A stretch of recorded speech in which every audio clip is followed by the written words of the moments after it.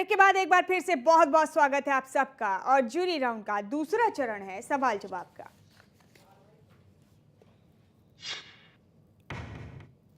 सवाल जवाब राउंड के तहत जूरी सदस्य हर उम्मीदवार से 4 प्रश्न पूछेंगे और हर सदस्य उत्तर के मुताबिक अंक देगा। साथ ही सभी उम्मीदवारों के लिए जज साहब का भी एक सवाल होगा। हर प्रश्न के 10 अंक होंगे, यानी कि ये राउंड कुल मिलाकर 50 अंकों का होगा। जूरी निर्धारित 17 विषयों में से किसी भी विषय पर प्रश्न पूछ सकती है, जबकि जज साहब का प्रश्न सभी उम्मीदवारों के लिए एक ही होगा। आपको बता दें कि उम्मीदवारों को विषयों की जानकारी पहले से ही दे दी गई थी ताकि वो पहले से ही तैयारी कर सके। इस दौरान अगर कोई सवाल दायरे से बाहर जाता है तो जज साहब वहां पर अपनी वीटो पावर का इस्तेमाल कर सकते हैं। जज साहब, तो शुरू करें हम सवाल। जी मुमताज़ जी। जूरी तैयार है। यशकरण राणा जी से सबसे पहले शुरुआत करेंगे और डॉक्टर जंगवाल पहला सवाल आप पूछिए यशकरण राणा जी से। यशपाल राणा जी, यशकरण राणा जी। जातिवाद पर आधारित राजनीति को आप कितना गलत समझते हैं या सही मानते हैं? डॉक्टर साहब, ये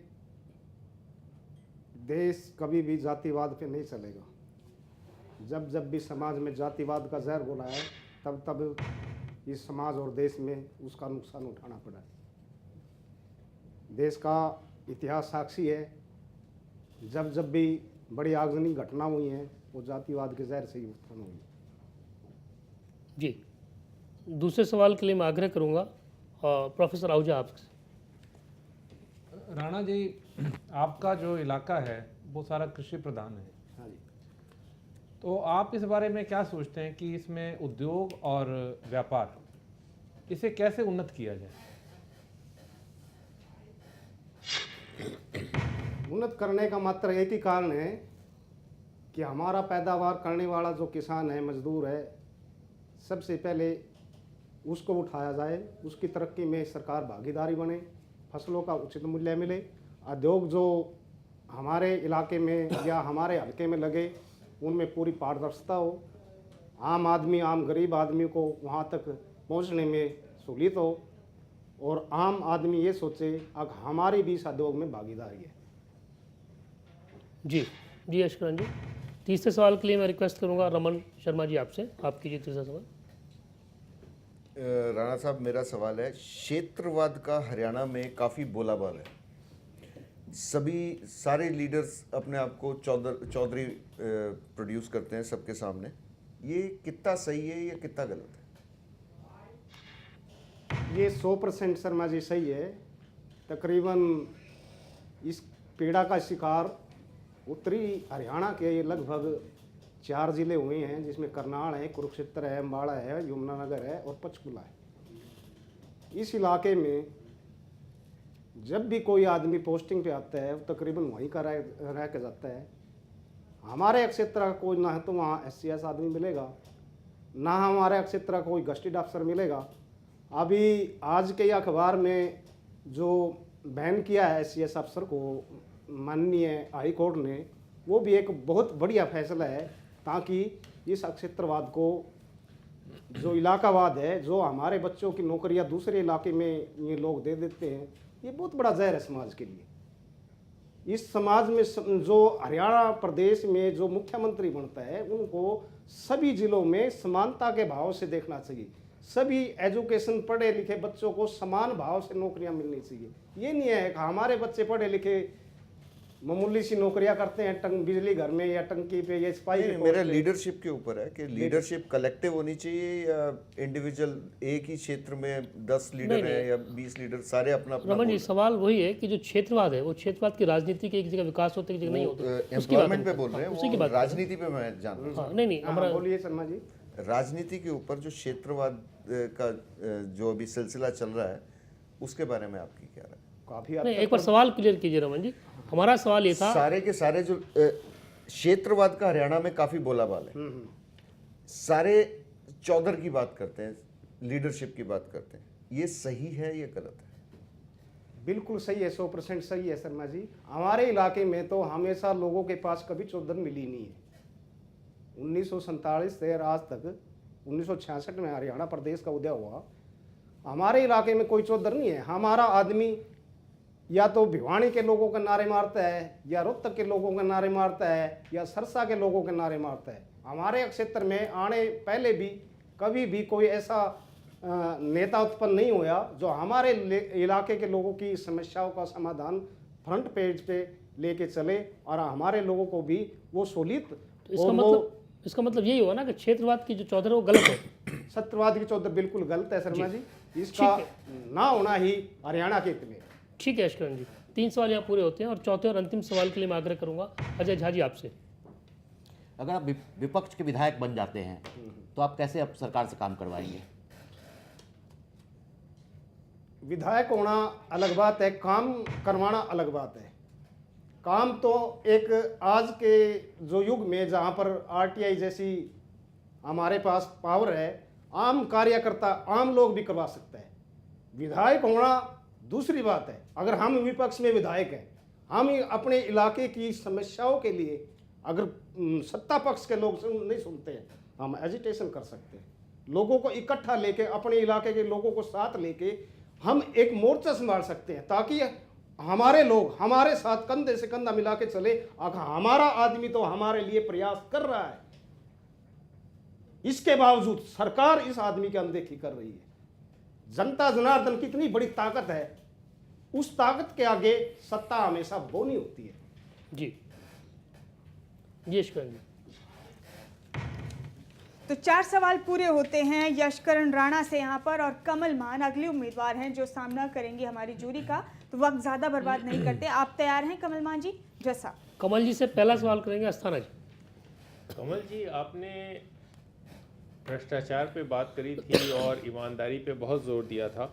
आप अगर एमएलए बन जाती हैं तो भ्रष्टाचार ख़त्म करने के लिए क्या करेंगे? देखिए, अगर नेता ईमानदार है तो आधा भ्रष्टाचार तो उसी दिन ख़त्म हो जाता है।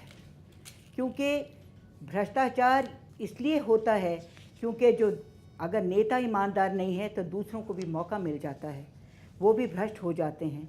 तो इसलिए मैं बहुत सख्ती से पेश आऊँगी और अभी भी बहुत सख्ती से पेश आती हूँ। अगर मुझे कोई ऐसा केस दिखाई देता है और मैं आखिरी तक उस केस के पहुँचती हूँ, और अगर नेता सख्त है, ईमानदार है, सच्चा है, तो फिर मेरे ख्याल के अंदर तो मैं नहीं सोचती कि भ्रष्टाचार चल सकता है। नहीं तो आप करेंगी क्या? आपके उसमें मान लीजिए जैसे कोई ब्यूरोक्रेट है वो करप्ट आ जाता है, या लोग, आपने सुना कि पुलिस वाले पैसा ले रहे हैं, आप क्या करेंगी? What is the action on the ground? उसके खिलाफ हम बहुत कार्रवाई करेंगे और हम अपने जो भी उस टाइम कोई मुख्यमंत्री होगा उसके पास जाएंगे, उनका चिट्ठा पत्रा उनके पास लेके जाएंगे, उनके ऊपर पूरा एक्शन करवाएंगे, जिससे एक को अगर कोई सबक मिलता है तो दूसरे अपने आप से सीधे हो जाते हैं। जी कमल जी, और दूसरे सवाल के लिए रिक्वेस्ट करूंगा डॉक्टर जंगवाल आपसे। आपके इलाके में किसान किन किन समस्याओं को सामना कर रहे हैं? जी, हमारे इलाके में देखिए बहुत समस्याएं हैं किसान के साथ। सबसे पहले तो एक कुदरत की भी समस्या होती है। कई दफ़ा फसल अच्छी तैयार होती है लेकिन कुदरत साथ नहीं होती है, तो फसल ख़राब हो जाती है। वैसे हमारा एक बहुत बड़ी जो समस्या है वो है हमारे ट्रांसफार्मर्स की, क्योंकि देखिए हमारे पास हमारे प्रदेश में इतने ट्रांसफार्मर्स नहीं हैं कि उनको जब उनका कोई ट्रांसफार्मर जल जाए तो उनको इमीडिएटली मिले। तो क्या होता है कि ट्रांसफार्मर मिला नहीं, किसान दर दर ठोकरें खाता है। कई दफ़ा वो 25 kVA का जो ट्रांसफार्मर होता है उसके लिए पैसे भरता है लेकिन उसको 15 का मिलता है, फिर वो जल जाता है। दूसरी समस्या, हमें कई दफ़ा बीज में बहुत ज़्यादा उसके अंदर मिलावट मिलती है। तो किसान, अभी पिछले ही दिनों भी मैंने एक वहाँ पे बीज का मिलावट हुई थी, उसके अंदर मैंने बहुत मेहनत की थी किसान को इंसाफ दिलाने की, लेकिन सच तो ये है कि मैं उनको इंसाफ नहीं दिला पाई क्योंकि मेरे पास पावर कम थी। और तीसरी एक समस्या है, देखिए कई दफ़ा बीमारी लगती है लेकिन हमें समय पे दवाइयाँ नहीं मिलती हैं, हमें कई दफ़ा खाद भी समय पे नहीं मिलती है। ये बहुत बड़ी समस्याएं हैं। कई दफ़ा नहर का पानी भी नहीं मिलता है समय पे। तो ये समस्याएं हैं, लेकिन उसके लिए अगर मैं बनी तो मैं, क्योंकि खुद किसान के परिवार से हूँ, मैं इन समस्याओं को समझती हूँ और मैं इन समस्याओं का समाधान ज़रूर करूँगी। जी कमल जी, और तीसरे सवाल के लिए मैं आग्रह करूंगा प्रोफेसर आहूजा आपसे।